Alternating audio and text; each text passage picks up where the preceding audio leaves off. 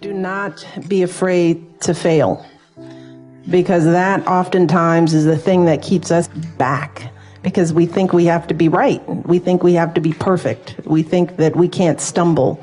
And the only way you succeed in life, the only way you learn is by failing. It's not the failure, it's what you do after you fail. You know, do you let it eat you up? Do you quit? Do you give up? Or do you let it bolster you? Does it serve as the challenge in your mind to do more, to take some risks, to step outside of your comfort zone? I want you all to stay true to the most real, most sincere, most authentic parts of yourselves. I want you to ask those basic questions. Who do you want to be? What inspires you? How do you want to give back? And then I want you to take a deep breath and trust yourselves to chart your own course and make your mark on the world. Maybe it feels like you're supposed to go to law school, but what you really want to do is teach little kids. Maybe your parents are expecting you to come back home after you graduate, but you're feeling a pull to travel the world. I want you to listen to those thoughts. I want you to act with both your mind, but also your heart. And no matter what path you choose, I want you to make sure it's you choosing it and not someone else. You know, you don't wake up one morning and you're suddenly who you think you want to be. You have to put some energy into it. So if you want to be an honest person, you have to be an honest person every day, even starting at 3 and 4 and 5, right? If you're going to be a hard worker, hard work doesn't just appear. You have to practice hard work. You have to practice effort. Good things don't come easy. You know, with that effort, that's where you grow. That's where growth is. Some of the best times in my life when I've grown, it's when I've done something hard, when I've overcome a fear. You don't realize that when you're doing it, but when you come out on the other side, you realize, wow, I've really stepped up. Are you going to throw up your hands and say that progress will never come? Are you going to get angry and lash out? Are you going to turn inward and just give in to despair and frustration? Or are you going to take a deep breath, straighten your shoulders, lift up your head? And excellence is the most powerful answer you can give to the doubters and the haters. It's also the most powerful thing you can do for yourself. See, because the process of striving and struggling and pushing yourself to new heights, see, that's how you develop your God-given talents. That's how you make yourself stronger and smarter and more able to make a difference for others. Be supportive of each other. I mean, I just can't say this enough. We have to be our best friends, each other. That means we cannot be catty. We cannot compete and see one person's failure as our success.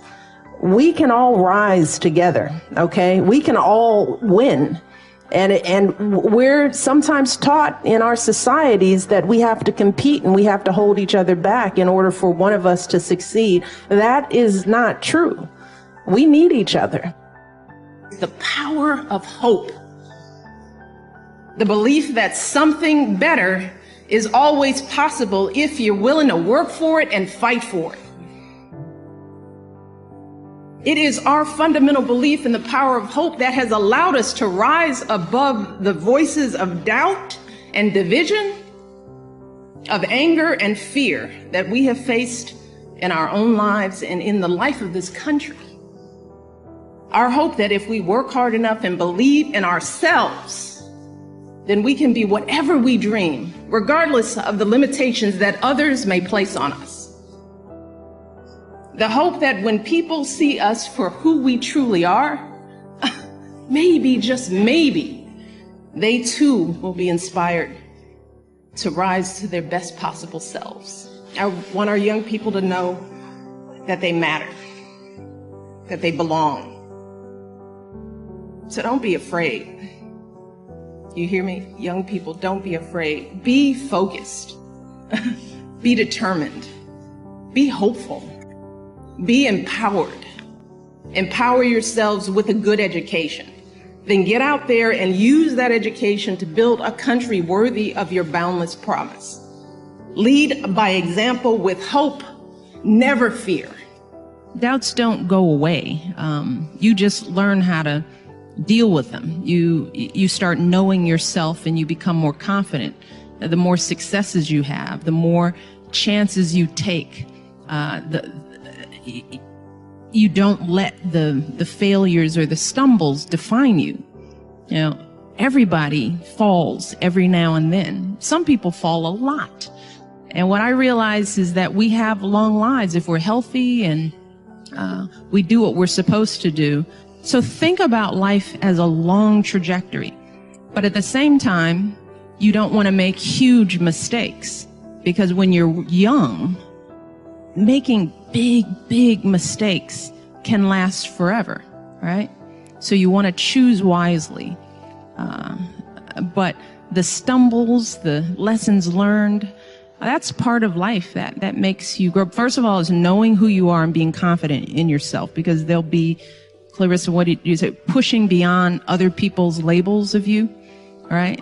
That's a big part. That's what we do to each other all the time. We don't even know each other, and we already determined from one glance, meeting, one line, one word, one phrase, this is who you are. So you have to know who you are before that. And you live that reality, and you keep living it out no matter what. And if you're have good character and good intentions, that ultimately shines through. But in the end, it's hard work. You got to be open to taking some risks and not being afraid to fail. Failure is the key to success. Some of you have been homeless. Some of you have risked the rejection of your families to pursue your education. Many of you have lain awake at night wondering how on earth you were going to support your parents and your kids and still pay tuition. And many of you know what it's like to live not just month to month or day to day, but meal to meal. But graduates, let me tell you, you should never, ever be embarrassed by those struggles. You should never view your challenges as a disadvantage. Instead, it's important for you to understand that your experience facing and overcoming adversity is actually one of your biggest advantages. As you all know, life will put many obstacles in your path that are far worse than a bad grade. You'll have unreasonable bosses and difficult clients and patients. You'll experience illnesses and losses, crises and setbacks that will come out of nowhere and knock you off your feet. But unlike so many other young people, you have already developed the resilience and the maturity that you need to pick yourself up and dust yourself off and keep moving through the pain. Our first job in life is get to know ourselves. And I think a lot of times we don't do that. We spend our time pleasing, satisfying, looking out into the world to define who we are, listening to the messages, the images, the limited definitions that people have of who we are. There is a limited box that we are put in. Yeah. And if we live by that limited definition, we miss out on a lot of who we are. But it takes taking the time to know who you are to be able to deal with the onslaught of negative messages that you're bound to get. Stop worrying so much about getting things wrong.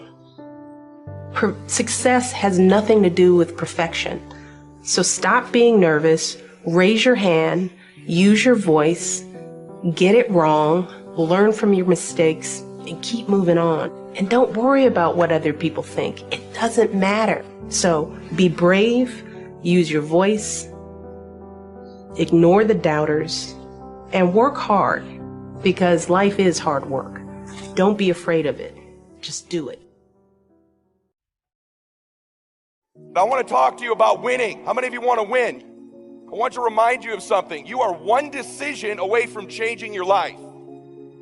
You're one new meeting, one new relationship, one new action, one new decision away from shifting your life from where it is right now to a totally different place. So what's the decision? There's something you've been hesitating on. There's a contact you need to make. There's a job you need to quit. There's a relationship you need to engage in. Maybe there's a relationship you need to leave. I don't know what it is, but I know there's a decision that you need to make to take you to the next level, because decisions shape our destiny when they're backed up by some massive action. But you can't take the action if you don't decide. If you don't like how it is for you, change it. If it doesn't suit you, change it. If it isn't enough, change it. And I challenge you to do that, because you can change. See, you don't ever have to be the same again after tonight, only by choice. If you don't like your present address, change it. You're not a tree. People avoid being desperate. You might think that's a negative thing, but when you're in a desperate place, you take the best actions. Those of you that are achieving, one of the reasons the achievement is slowed down is you've allowed yourself to feel less desperate. The one thing I'm most scared of in the world is losing touch with the best thing in the world is your mind.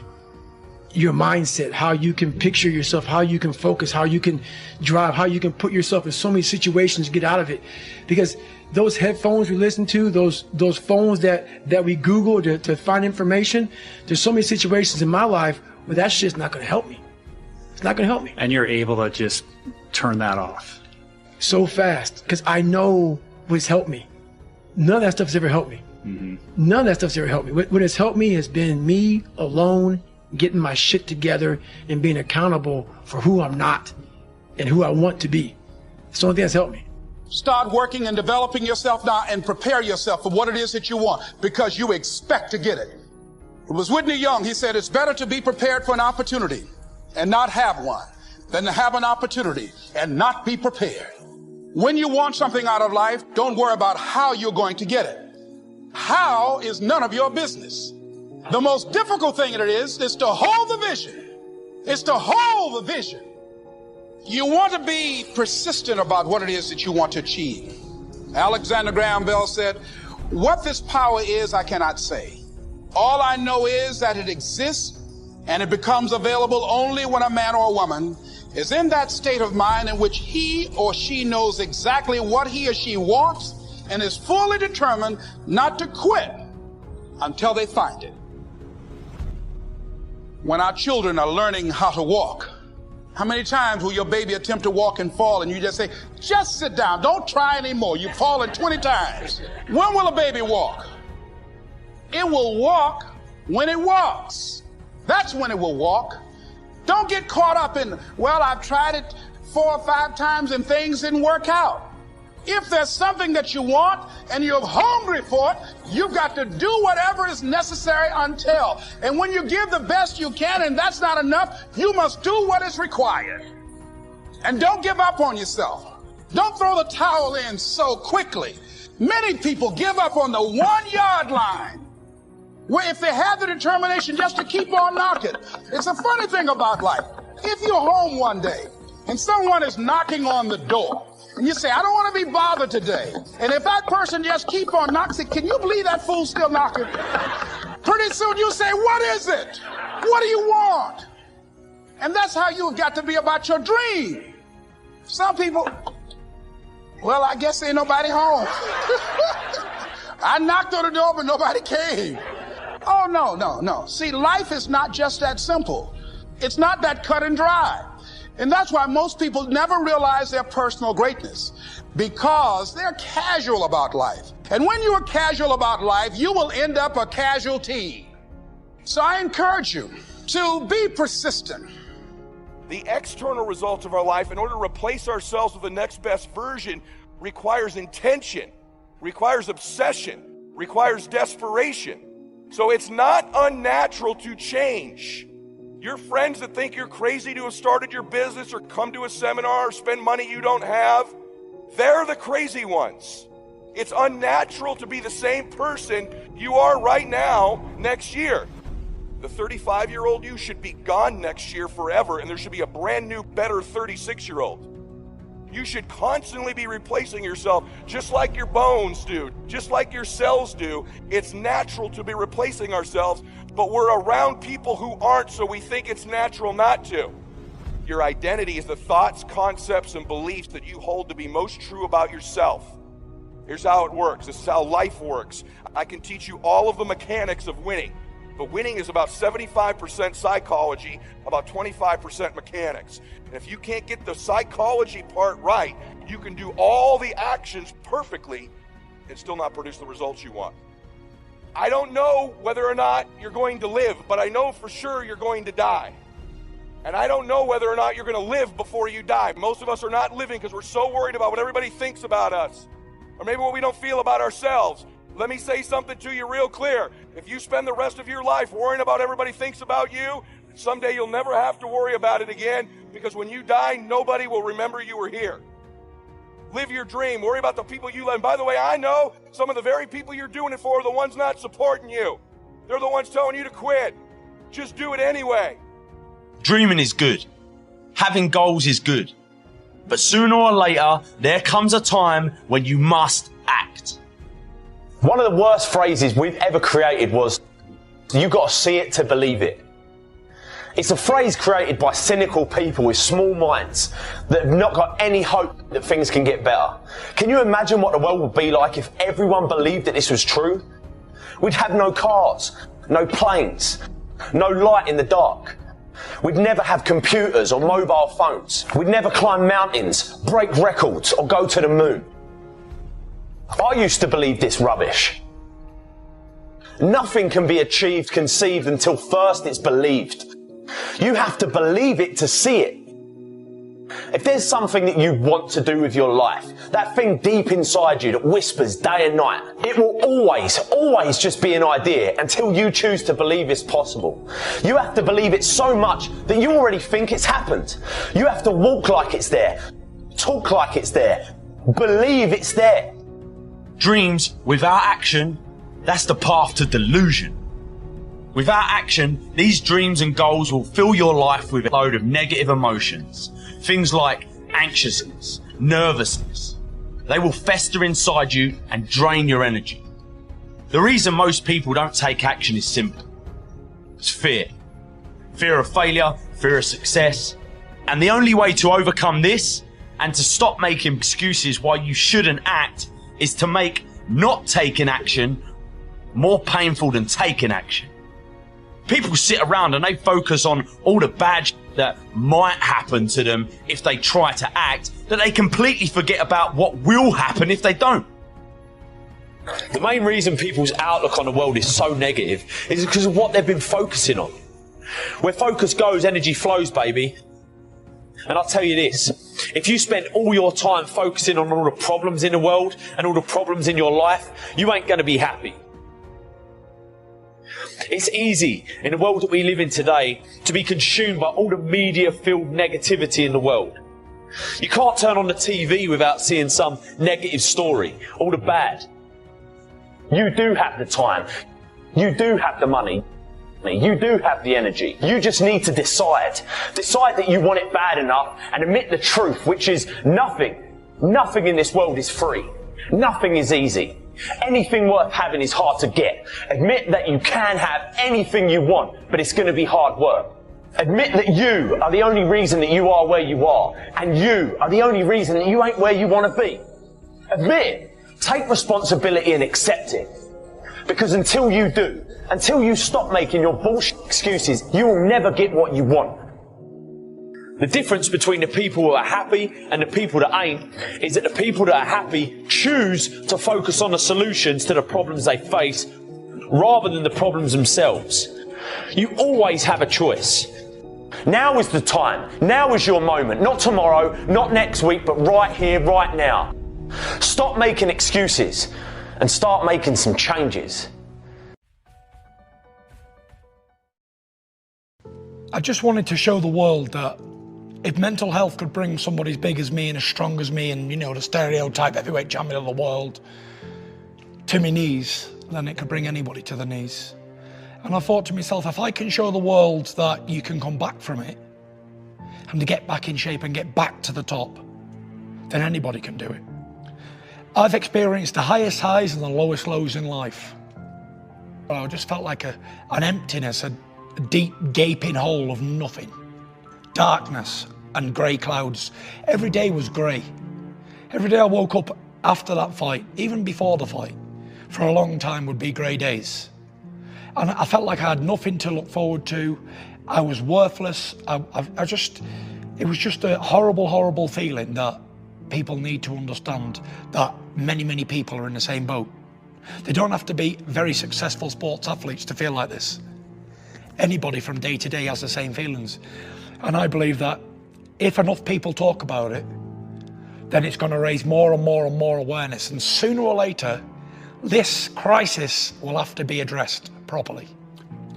Is that if a man's got a disease or a bad problem, or he's handicapped or disabled, you can see it. Yes.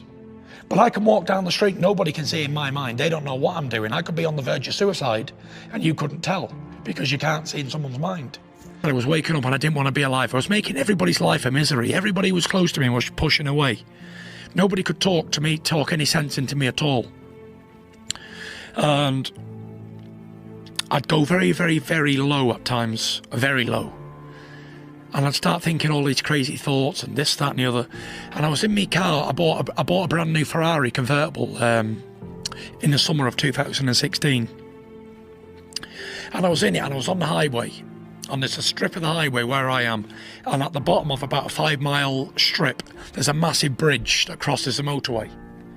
And I knew that. And I got the car up to 190 miles an hour. I was heading towards that bridge. And I didn't care what no one was thinking. I didn't care about hurting my family, me career, people friends, anybody. I didn't care. I didn't care about nothing. I just wanted to die so bad. I give up on life. And just as I was heading towards that bridge at 190 in this Ferrari, it had crushed like a Coke can, by the way, if I'd have hit it. I heard a voice say, "No, don't do this, Tyson. Think about your kids. Think about your family and your little boys and girls growing up with no father. And everyone's saying your dad was a weak man. He left yous. He took the easy way out because he couldn't do anything about it." And before I turned into the bridge, I pulled on the motor and I was shaking. I could feel myself shaking, and I pulled over and I was all nervous and I didn't know what to do, and I was frightened and I was so afraid. And I thought, that day, I'll never, ever, ever try or think about taking my own life ever again. And I didn't.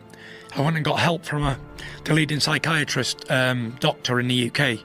And my dad went up with me and she said to me, "Dad, she said, can I have a word alone with you, John?" He said, "Yeah." My dad told me what she said when he came out. She said, "He is not to be trusted alone.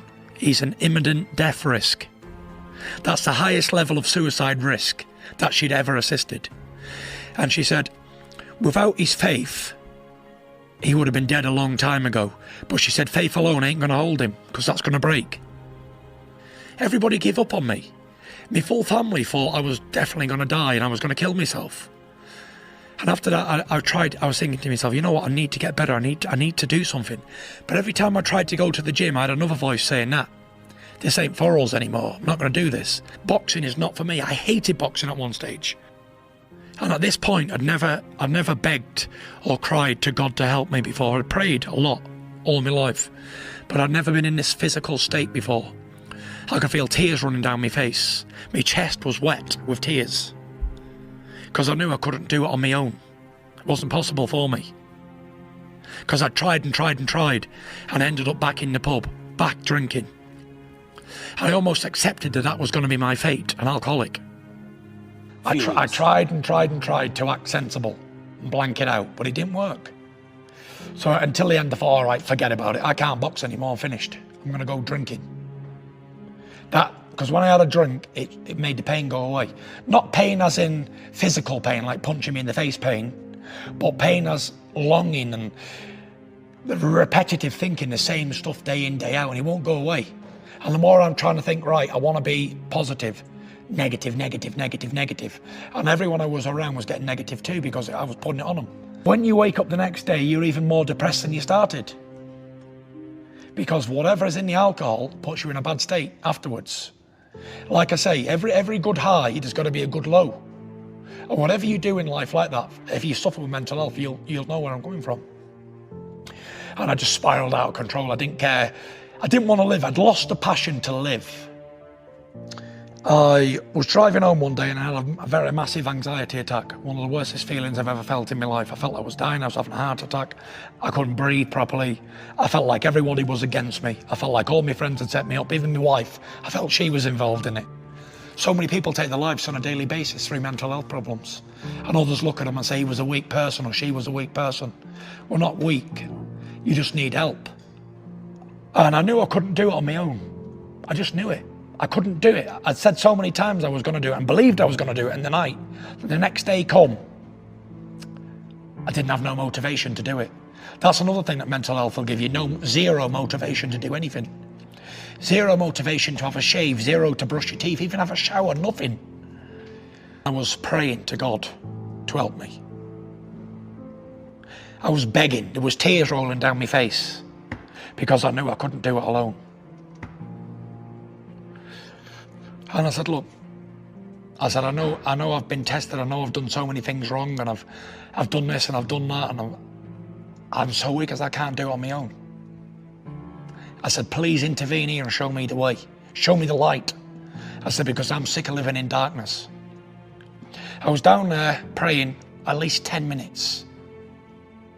And I'm an emotional wreck. Me shirt's wet, I feel all my chest all wet. Crying my eyes out like a baby. And I got up off my knees and I felt a weight lifted off my shoulders. And I called out to my wife, I said, Paris, here. She said, what? I said, tomorrow. I said, I start to turn my life around. She said, yeah, I've heard it all before, because I'm the man who cried wolf 1,000 times. I said, I promise you. I said, I'm going to do it. I'm definitely going to do it. And nobody believed me. Well, I believe there's a balance in life and it's a straight line. Normal people are straight like that and they might dip a little bit and then come straight back up. People who suffer with mental health problems, their graph is like that. So how I manage mine is I give myself goals. I need to train on a daily basis. If I don't train for 2 days, I feel totally depressed. Whether it's jogging, whether it's riding a bike, whether it's going for a walk, anything. You need to stimulate the mind. And I think training is a perfect way to do it. Working out, exercising. Whether you can do a lot or a little, you must do something. I give myself short-term goals and long-term goals. And I plan things more now. Where if I'm just not got anything on the horizon, I tend to wander and my mind goes AWOL. But when I've got something on planned and I've got things going and I want to do this, this and this, even if it doesn't have to be big things, it can be small, tiny goals, what mean something to you as a person, as an individual, then that's what you need to do. That works for me, but what works for me might not work for the next person. But I'm very, very sure that working out and having a routine in your life is the answer for mental health problems. You know, having a family and having a supportive family, you know, it helps a lot. But it's not just family. We don't choose our family, we choose our friends. I know people may not have great friends, they might not have top friends, they might not have any friends. But you always need somebody to speak to, and I believe talking is the key to anything. If we've got a problem, we need to talk about it. I don't think people who suffer with mental health should be alone all the time. I think they should have regular interaction with other human beings, other people. Now with a routine in my life, I love training. Even when I'm not boxing, I love to go to the gym. When I don't go to the gym, I feel terrible. But when I train on a daily basis, I feel great. Now I know, if I train on a daily basis for the rest of my life, then I don't think I'm going to suffer with mental health problems again. For all those people out there who are suffering, I want you to know that every day for 2 years was very grey and dark for me. But it will come back great again. You will have sunshine days again, rose-coloured days warmed by the sun. The goal is not to win every battle. The goal is to outlast the competition. In the military, they give medals to people who are willing to sacrifice themselves so that others may gain. In business, we give bonuses to people who are willing to sacrifice others so that we may gain. So I spoke at an education summit for Microsoft. I also spoke at an education summit for Apple. At the Microsoft summit, I would say that 80% of the executives spent the vast majority of their presentations talking about how to beat Apple. At the Apple Summit, 100% of the executives spent 100% of their presentations talking about how to help teachers teach and how to help students learn. One was obsessed with their vision, one was obsessed with where they were going, the other one was obsessed with beating their competition. Because the finite player is playing against its competitors, and the infinite player is playing against themselves. The infinite player wakes up every single day and says, how do we be better this week than we were last week? It's a game of constant improvement. But the number of companies that study their competition for strategic reasons is scary, which means they react strategically to their competition and will change entire business models on basically on a whim, which means the company has no stability and is going all over the place. And you're frustrating the people on the inside because they don't know where they're going. It's a constant game of reaction. Not to mention the fact that in the infinite game, it's usually the competitors we don't know about that take us down, not the ones we do know about. MySpace had no idea that Facebook even existed until it completely destroyed their company because they were so focused on the ones they did know about. After I got done with my talk at Apple, I'm in the back of a taxi with a very senior Apple executive, sort of employee number 12 kind of guy.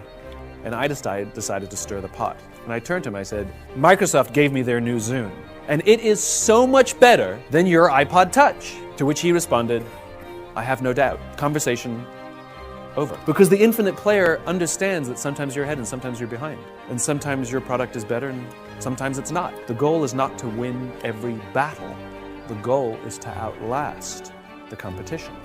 You let the competitor compete against itself and drive itself down to zero while you're out there improving your systems constantly. This is what it means to play the infinite game. Companies that frustrate their competitors, the ones that seem unbeatable, the ones that everybody targets but seems unable to reach, accidentally are playing the infinite game. All effective leaders must have is courage, because it is hard. It is hard to stand up against outside pressure. It is hard to stand up to an external constituency who's pushing you to do something for their short-term gain, to do the right thing for your people. It is hard. It is thankless. It is lonely. Sometimes you get fired. Sometimes you get in trouble. Sometimes you'll lose your job and the next guy will get all the credit. It's all true. And the courage to do the right thing in the face of overwhelming pressure, only the best leaders have that courage. Only the best leaders. And here's the folly. Courage is not some deep internal fortitude. You don't dig down deep and find the courage, right? It just doesn't exist. Courage is external. Our courage comes from the support we feel from others. In other words, when you feel that someone has your back, when you know that the day that you admit you can't do it, someone will be there and say, I got you. You can do this. That's what gives you the courage to do the difficult thing. Your goals must be tangible. There's a biological reason for that. We're very, very visually oriented animals. You have to be able to see the goal for it to biologically stay focused, right? If you don't write down your goals, if you can't see your goals, it's very hard to get motivated, to get inspired. For example, think about corporate visions, right? A corporate vision has to be something we can see. Right? That's why it's called a vision. You can see it, right? To be the biggest, most respected, to be the fastest growing are not visions. They're nothing, right? What does that even look like? Respected by whom? Your mother? Yourself? Your friends? Your shareholders? Who knows? What's the metric? Dunno. It's amorphous, doesn't motivate us. Just like I can't tell you, you will get a bonus if you achieve more. You're going to ask me, how much more? I'm going to say, more. Doesn't work. You need a tangible goal. You need a tangible goal, right? Here's a great vision. Martin Luther King, I have a dream that one day little black children and little white children will play on the playground together and hold hands together. We can imagine that. We can set our sights on that. And every time we achieve a goal and achieve a metric and achieve a milestone that makes us feel like we're making progress to the vision we can see, we keep going and going and going until we achieve something remarkable. You have to be able to see it. So the reason we get managers, the reason we get micromanagers, the reason we get bad leaders is because Nobody showed them how to do the job of leadership, for one. And two, they can't help themselves. Of course they're going to tell you to do it their way, because they actually do know how to do it better than you, because that's what got them the promotion in the first place. Right. And the transition we have to make is that we are no longer responsible for the job. Like, as I said before, we now become responsible for the people who are responsible for the job, right? There's not a manager around who's responsible for the results. We're responsible for the people who are responsible for the results. I love talking to CEOs, and I'm like, what's your priority? They say, my priority is my customer. I'm like, you haven't talked to a customer in 10 years. You know, you have no impact on a customer at all. Right. What you can do is screw with someone's life, who will then impact your customer, or support someone who will then impact your customer. Such right? Powerful. Leaders are responsible for the people, who are responsible for the people, who are responsible for the people, who are responsible for the customer. Get that chain right. That is the chain of command. Get that chain right, and everything goes just fine. Get that chain wrong, and then the people who are touching the customer, inventing the product, selling the product, figuring out ways how to build the company, manage the numbers, manage the processes, manage the operations. In other words, all the heavy lifting. Get that chain wrong, and those people will spend more time protecting themselves from you than doing their job. So we give somebody an arbitrary target, sales, revenues, whatever it is, on an arbitrary date, see in a year from now. And if they hit that target, we bonus them and say, good job. And if they miss that target, we say, better luck next time, right? But if we're playing the infinite game, and this is what we started doing, we become more preoccupied with the trend over the absolute target that they hit. So for example, what if somebody's building really good solid systems that are showing really good incremental growth? Really stable, good, solid incremental growth. But by the time we hit 12 months, they're short. They miss the target. You're damn right I'm gonna bonus that person, because what they're doing is they're building the right systems that I can see will hit the target. I can see it. Will hit the target 15 months from now. In other words, we got the date wrong. It's the date that should adjust, not the other way around. Versus somebody who hits the target, but if I go back and look at what they did, and it looks like their performance is this, and they're stabbing people in the back, and they're, beg, borrowing, and stealing, and dropping the price, and doing whatever it takes to make the sale, because they gotta hit the target, and on the right day, on the right time, we bonus them, which is rewarding them for building an unstable company. The trend matters. Sometimes it hits the date, sometimes it doesn't. The dates are there to help guide us. It's not about the events. It's not about intensity. It's about consistency, right? You go to the dentist twice a year, your teeth will fall out. You have to brush your teeth every day for 2 minutes. What does brushing your teeth twice a day for 2 minutes do? Nothing.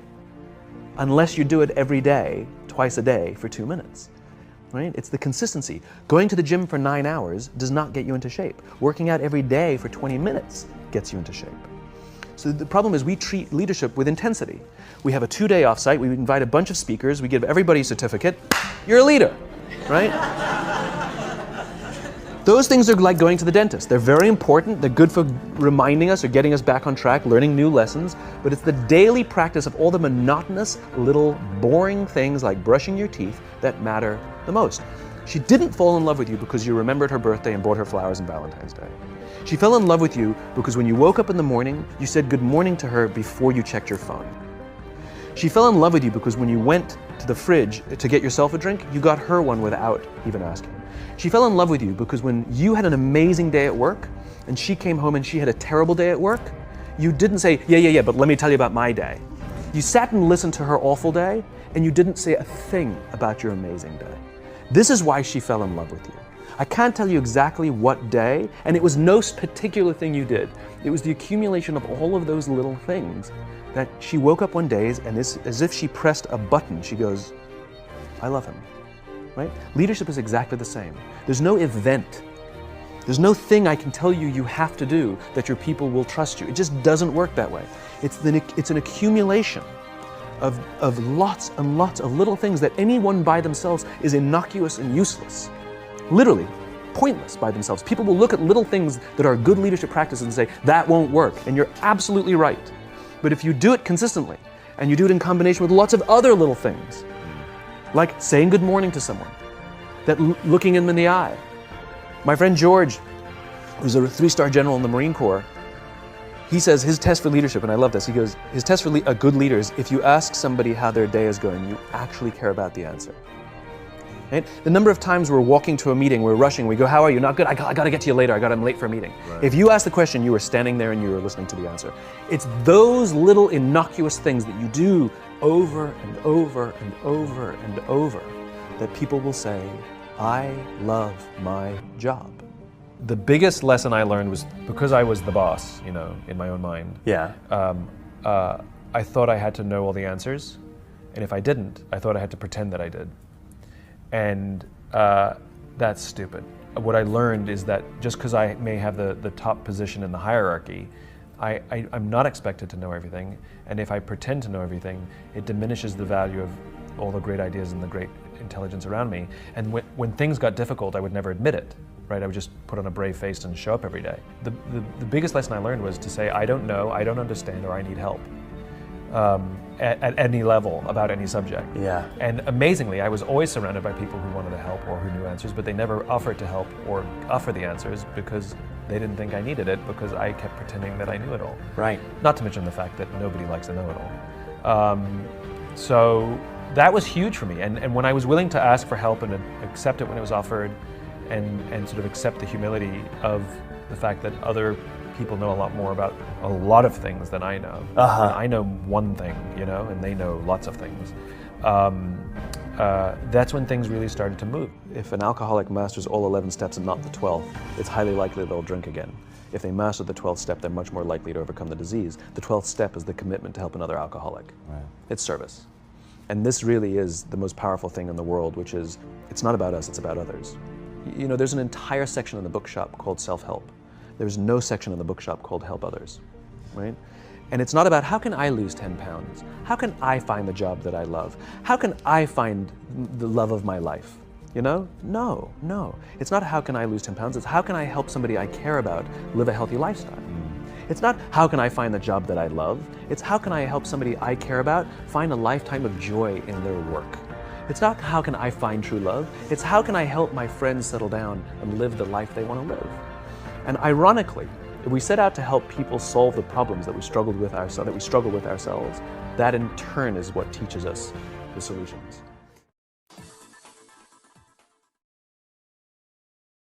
Following God. When you follow God, sometimes things get tough, they get tight. But if you keep pushing just on the other side of when you think it's the darkest, something miraculous will happen that will change your life. Something will open up that will blow your mind. What I want you to understand is that I don't care how many people love you and encourage you, or the ones that try to tear you down or destroy you. When God has a dream for you, it is your dream, your dream. And there are people who love you who will think that they're saying the right things to you to try to protect you, or there are people that have been in your lives and watched you grow up, and they don't know what God has put down inside of you because they think they're too familiar with you. But what you have to understand is when God has something for you, you have to go for it fully. Sometimes when you're not hearing from God, God is trying to see what you're going to do in the situation that you're in. Let me tell you something. Forgiveness is so incredibly powerful. Forgiveness is not for the other person, it is for you. This shocked a few people. They said, let's talk about your failures. I said, I don't have any. And I tell you why. I tell you why I say that. Because when you know that everything in your life is going to work together for your good. I look back on all the things in my life that I thought that should have been a failure, that should have been a failure, that should have been. But when I really analyzed it, I realized those were teaching moments, those were molding moments, those were moving moments. And I realized had that not happened, I wouldn't have been ready for this moment. Or had that situation not gone on, I wouldn't have been ready to go here. Had I not been able to live at that altitude, I wouldn't have been able to stand at this altitude. So what happened to me, as I look back on all those moments, I don't call them failures. I call them the grace of God because it had brought me right where I needed to be. Don't give up. I know this sounds simple, but don't give up. If you go to bed with it and you wake up with it and you can't shake it, you go get a job and that dream is still in the back of your head. You're working for somebody else, but that dream is still in the back of your head. You're getting up every morning, 5 in the morning, going on somebody else's job. Let me tell you something. Honor that person that you're working for. Listen, because when you're faithful over someone else's, God will give you your own. So make sure you honor the person that you're working for. I thought about this moment I want to share with you really quickly.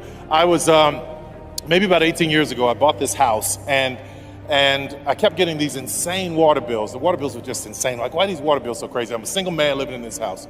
Anyway, my neighbor told me I needed to dig a well. So I call this guy over to come, an engineer. He comes out and we're walking the yard and he's putting out all of these orange flags as to all these places he thinks that we could find water. As he's digging one, I said, okay, go ahead. So as he starts digging this one well, didn't hit anything. And I was like, wait a minute, you just dug this deep and I still have to pay you even though you didn't hit water? He's like, that's how it goes. I'm like, okay, fine. So then he goes on to the next one.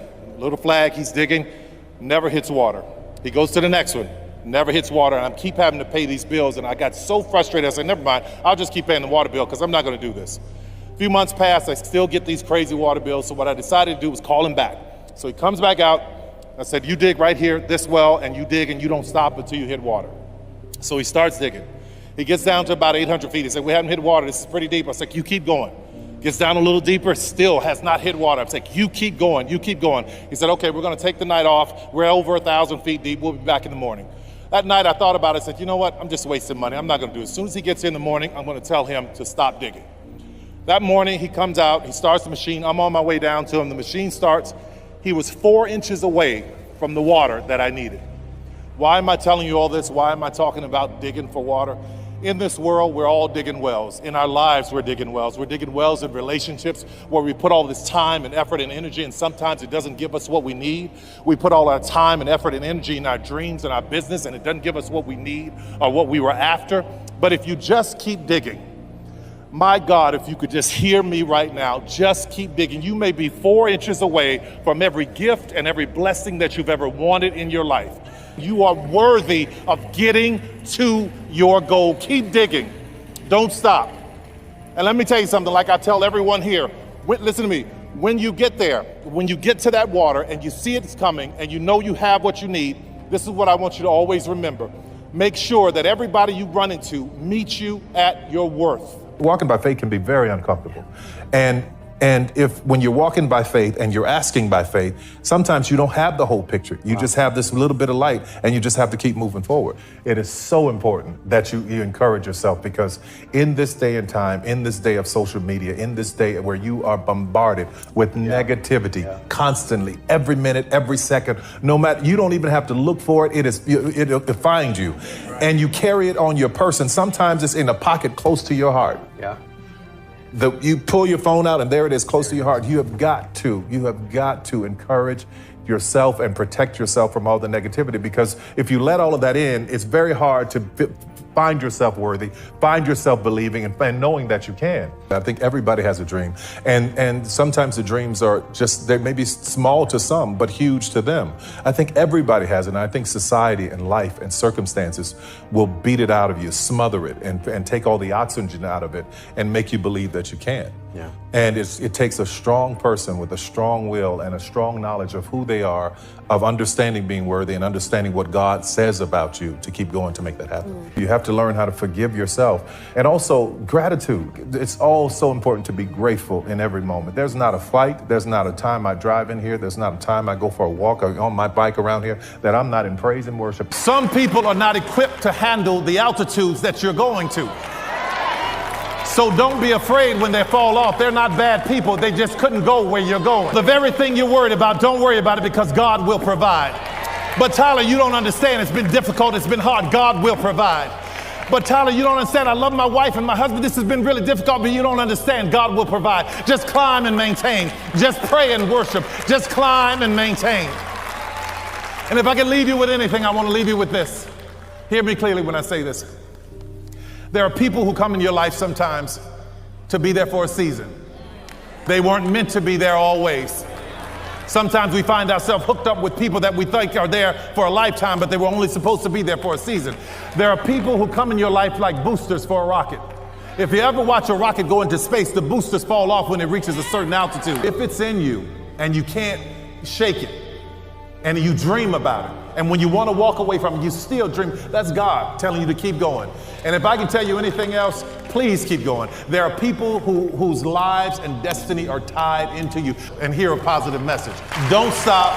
Keep going. No matter what anybody says, you are worth it. And here's the thing about worthy. Get to worthy. Whatever you do, get to worthy. What does that mean? Understand that you are worth it. You deserve the good things. If God said it, you deserve it. And he did. His thoughts of you are pure, and he wants to give you a hope. I wanted to talk to you about anxiety. Like those of you who are dealing with things, walking through situations in this life. You're married, things are going great, then all of a sudden something happens. Person wants a divorce. You thought you would live your life forever with this person, and all of a sudden the very person that you thought would be there forever is about to leave. You've got children that you're raising, and everything seemed to be fine when they were younger, but now they're at a place where they're a little bit older, and they're doing things that you couldn't even imagine, and you're worried. They've got addictions, they've got things going on, and you're wondering, God, what is going on? Those dreamers in here who are trying to build a dream. Everything seems to be going fine, and all of a sudden you hear something. There's a rumbling. Something is happening that is trying to distract you. You've got anxiety. You can't sleep. You're tossing and turning all night long, wondering what is going on. God, what is going on in this moment? What is going on? What is happening right now? I've been there. It's a very difficult place when you know that you've got anxiety all over you. I came here to tell you some good news. If you are in this place and you are wondering if you are the sacrifice, I came to tell you that you are not. You are not the sacrifice. God did not bring you this far to leave you. You are not about to die. You are not about to lose everything. You are not the sacrifice. All you have to do to get rid of the anxiety is to pray and to worship. What prayer? Simple prayer. Prayer is talking to God, just having a conversation with him. God, I need you. God, I need you to be with me right now. God, I need you to walk me through this thing. God, I need you to be by my side. Please, Father, in the name of Jesus, stay with me. Let your blood be with me, O Lamb of God. Thank you right now. Lord, increase my territory. Let your hand of favor stay with me. Keep me from evil that I may not cause pain. You've got to pray, and that is the climb. And then the maintain is the worship. God, you're wonderful. How I love your name. How excellent are you, O Lamb of God. You have no rival. You have no equal. You are the only true and living God. God, thank you for everything you've ever done for me. God, I worship you. Only you can. You've got to climb and maintain, and you've got to read the word. You've got to get into some of those Psalms where you really understand that God is on your side. I've never seen anybody in the presence of God worshiping and praising, and the devil was able to stay. If you want him to flee, you got to praise and worship. You got to pray and worship. You got to climb and maintain. You got to get into the word of God. And here's how I know that it's going to be all right. The first 5 words of this text simply says, and it came to pass, which means whatever you're going through did not come to stay. You're going to be all right. When you have that kind of trust and that kind of faith in God, I don't care what it looks like, it's going to be all right.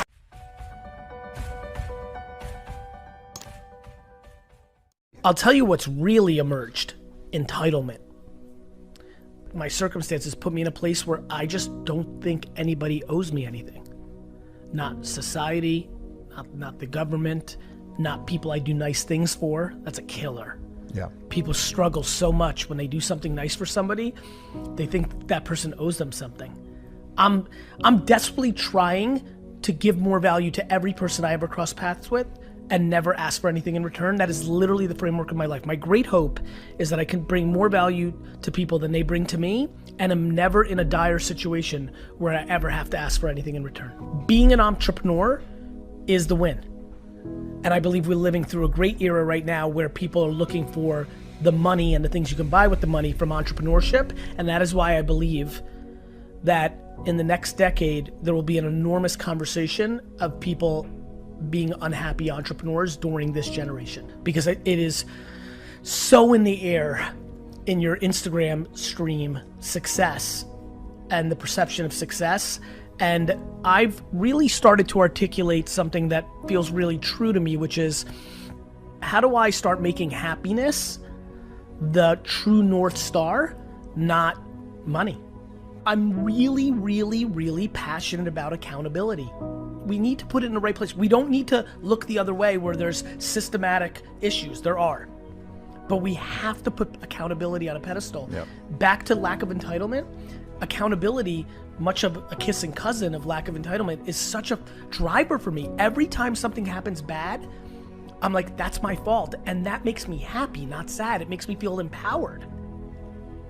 I believe that is absolutely true, and I believe that we struggle when new things happen in our society to fully wrap our heads around them. The internet is the biggest impact on humans we are all super lucky. Like, if you think about how long humans have actually been around, like the airplane seems pretty intense. Like, there's a ton of shit that has happened, right? Electricity, the printing press, but like, it's on that level.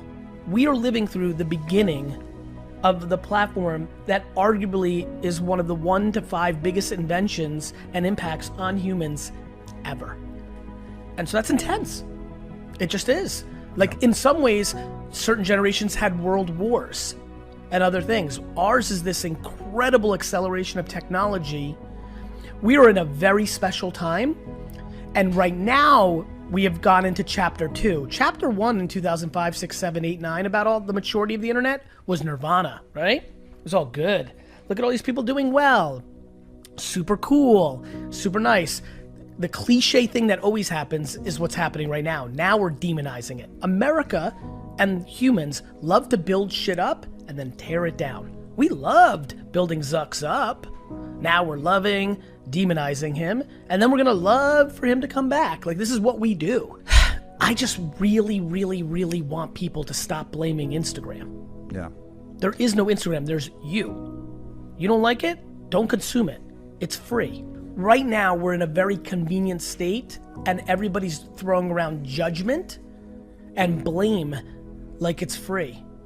And I feel a huge sense of responsibility to articulate accountability, lack of entitlement, and positivity, because I believe in it. There's a very interesting thing going on here right now, which is there's an extraordinary amount of people that are content or happy, they just don't communicate.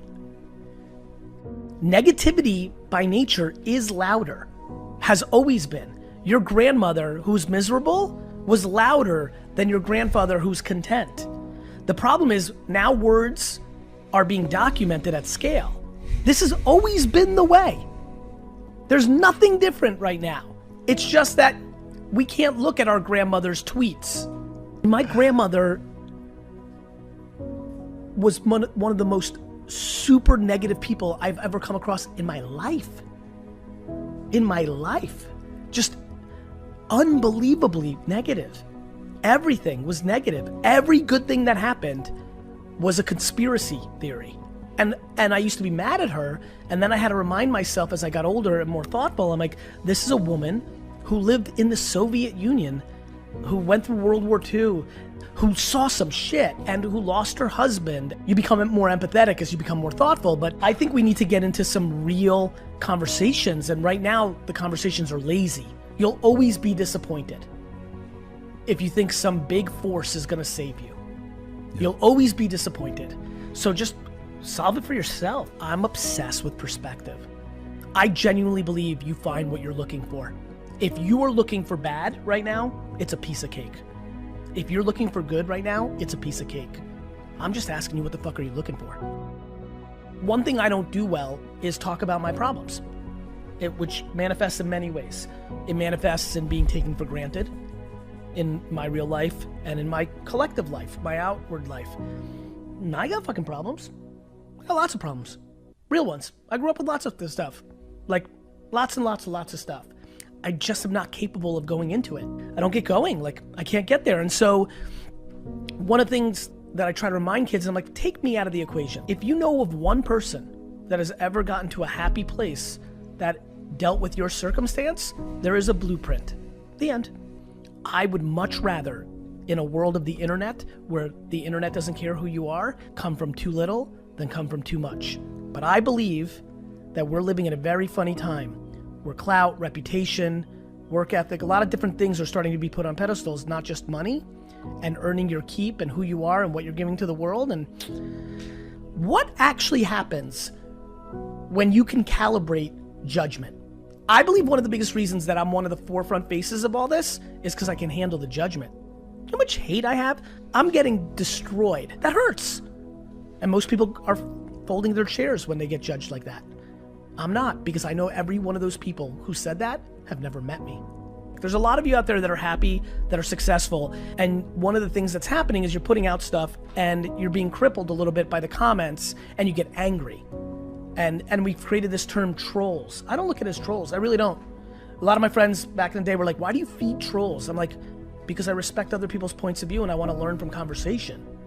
Like everybody now is just like trolls, and any negative thing you get, people dismiss as hate. I fucking read that shit. I need to calibrate it. It definitely doesn't bring me down. I want to understand it. It allows me to adjust, and I have to adjust. We all have to adjust. I just think there's a lot of things going on in the system, but I really want to get people's minds more quiet, because it is just one big game of, are you valuing other people's opinions, or are you valuing your own process? I'm starting to see the fruits of my labor. I am starting to see young alpha dudes start to throw around words like gratitude and empathy and kindness, and it's really starting to really make me feel good. And it's like really fucking with me. I think we have an entire generation of people that are trying to be successful, and I have enormous ambition to redefine it. I just really want people to be happy. It's so much more fun to be happy. It's so fun to be happy. The great blessing of my life is that I don't judge myself. I hold myself accountable. Like, it doesn't mean you go and be reckless. I'm not delusional when I fuck up and I suck. It's just that I just don't overjudge it. Yeah. Everyone's tearing themselves down. The fuck are you doing that for? Everybody else is doing it for you. Stop beating yourself up. I feel people are unbelievably good at trapping themselves in unhappiness because of things they buy based on a lot of things we just talked about. I believe that everybody thinks things are super fucked up, and I think this is the beginning of an incredible century of human behavior. This level of lack of privacy, I believe that everybody's about to figure out that there's nowhere to hide, which is going to lead for everybody being more transparent, which is going to lead to people realizing they can't hide, which is going to eliminate so much of the hypocrisy. I understand people, right? And the reason I'm happy is I'm so grateful as somebody who's really good at it that I didn't manipulate it for bad. I'm trying to manipulate it for good. If you're in a good place, we have to start sharing more of it. Everybody's spitting hate and everyone's accepting that. Then you have people that are spitting positivity and people are shitting on those people. We have to make positivity louder, but positivity has to be grounded in practicality. The reason I think my voice can be unique at times is because positivity often becomes delusional. Why is everything that's happening in your life the definitive end score? It's a process. There's a lot of people right now really struggling with their transition because they have a negative mother or father. And it's a force in their life that is really fucking them up. And I don't think you need to cut out dad, but maybe you don't have to answer every one of his calls where you know the call is going to be negative. What is the legacy that you want to leave behind? That I gave more than I took. It's very clear to me. I'm very passionate about this.